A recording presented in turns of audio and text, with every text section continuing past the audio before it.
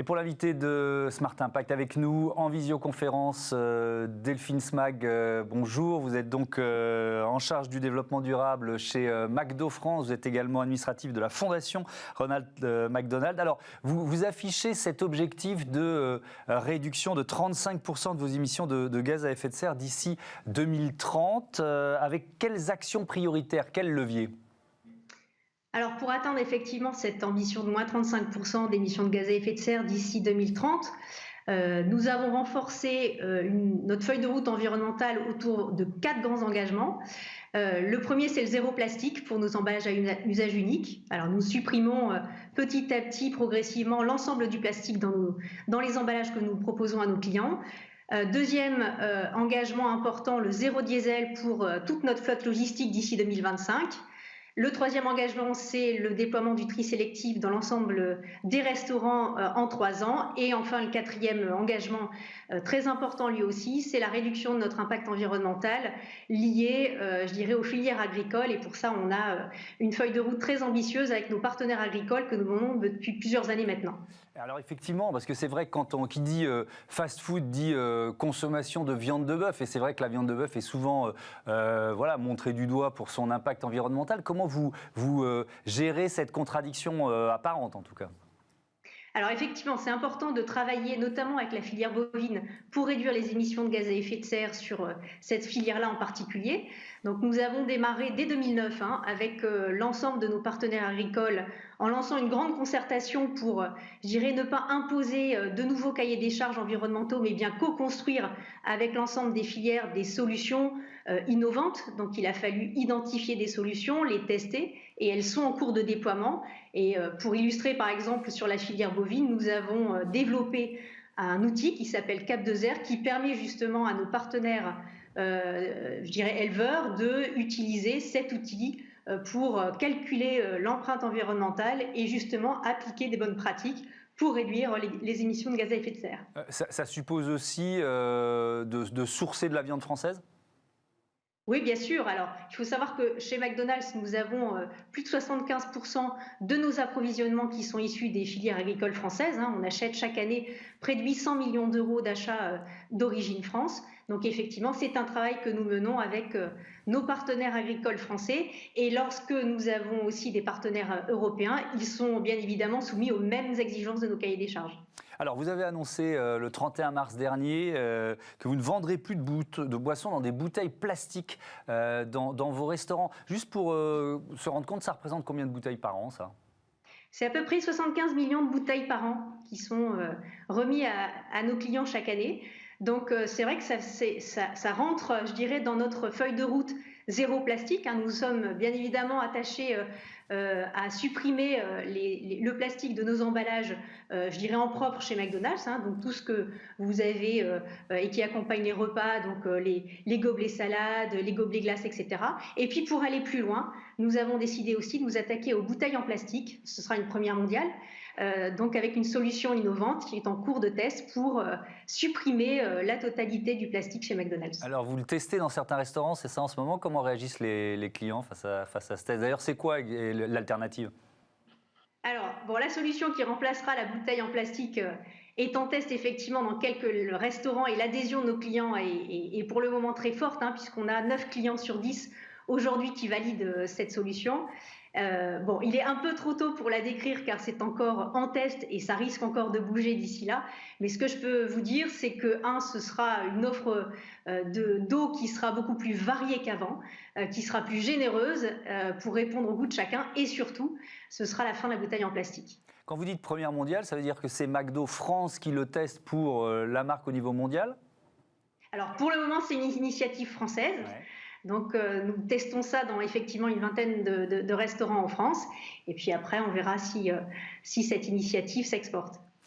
Donc cette stratégie zéro plastique, elle passe évidemment par plusieurs actions. Vous venez d'en décrire quelques-unes. Sur les emballages aussi, on peut évaluer les milliers de tonnes de plastique que vous allez économiser sur les emballages, par exemple ?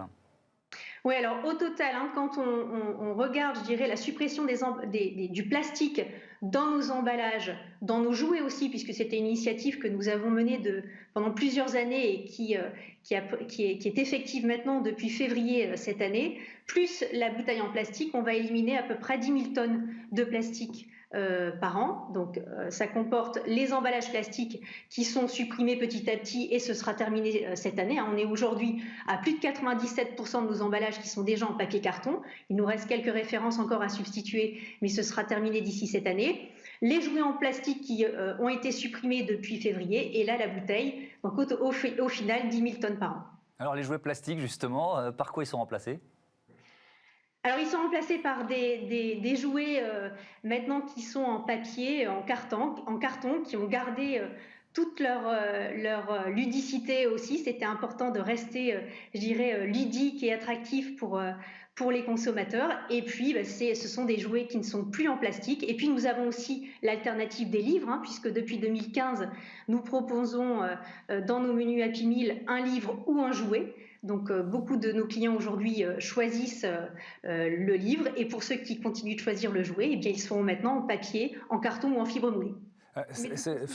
Ouais, faire ce choix de ne plus proposer de jouets plastiques dans les Happy Meal, est-ce que ça suppose de changer de partenaire, de vous associer à d'autres marques? Parce que ça a aussi un impact sur vos partenaires. Oui, alors on a étoffé effectivement notre panel, je dirais, de partenaires. Déjà, on collabore et on construit ces nouvelles solutions sans plastique, que ce soit sur les emballages ou sur les jouets d'ailleurs, ou sur les bouteilles. Ça demande une vraie collaboration avec des fournisseurs et avec nos fournisseurs historiques, parce que ça demande beaucoup de R&D. Chaque mouvement que je vous ai décrit, effectivement, demande plusieurs années, hein, plusieurs mois et années d'études, de recherche et développement. Et puis, ça suppose aussi, effectivement, que nous fassions accompagner d'autres fournisseurs, comme par exemple sur les jouets. Nous avons de belles collaborations aujourd'hui avec Omaï, qui nous propose de jolis coloriages, ou avec des cartes à jouer avec l'entreprise Minus, par exemple. Toujours sur la R&D, est-ce que vous travaillez par exemple sur le fait de faire baisser le niveau de sucre dans vos produits? On a reçu il y a peu de temps une grande marque de biscuits qui expliquait comment ça avait été un processus long pour ne pas choquer le goût des consommateurs tout en réduisant le sucre. Bien sûr, c'est une vraie préoccupation également, l'optimisation nutritionnelle progressive de nos produits, hein. Et effectivement, ça peut être transparent pour nos consommateurs. Depuis de nombreuses années, nous optimisons les formulations de nos produits pour baisser le taux de sucre, le taux de gras ou le taux de sel, par exemple. Et ce sont des optimisations d'ailleurs que nous mesurons grâce à un outil que nous avons développé qui s'appelle le baromètre nutritionnel et qui permet de calculer, de croiser les ventes réelles de McDonald's avec le profil nutritionnel de chaque produit. Et on a effectivement aujourd'hui, je dirais, le profil nutritionnel très précis de ce que nous proposons à nos consommateurs. Il est en constante optimisation. Mais alors ça veut dire quoi? Ça veut dire une baisse de, je ne sais pas, vous avez des chiffres de quel pourcentage de taux de sucre dans le McDo de base? Par exemple, si je prends la gamme des boissons, ouais, on a réduit en quelques années 25% le taux de sucre des boissons. Ok. Allez, il nous reste 1 minute 30. Je voulais qu'on parle de cette autre action sur la revalorisation des huiles de friture en biocarburant. Vous roulez à l'huile de frite, quoi? Alors, pas exactement. Effectivement, nous collectons l'ensemble de nos huiles de friture, donc c'est à peu près 7500 tonnes chaque année. Elles sont traitées, donc elles sont collectées, puis traitées et transformées en biodiesel. Et depuis quelques années maintenant, les camions de livraison, donc qui livrent nos restaurants, utilisent ce biodiesel fait à partir de nos huiles de friture usagées pour livrer les restaurants. Donc on transforme, je dirais, un déchet en énergie. Donc c'est un bel exemple d'économie circulaire. Merci beaucoup, merci Delphine Smag. À bientôt sur Bismart. Voilà, on passe à notre débat tout de suite. On débat sur l'empreinte écologique du numérique.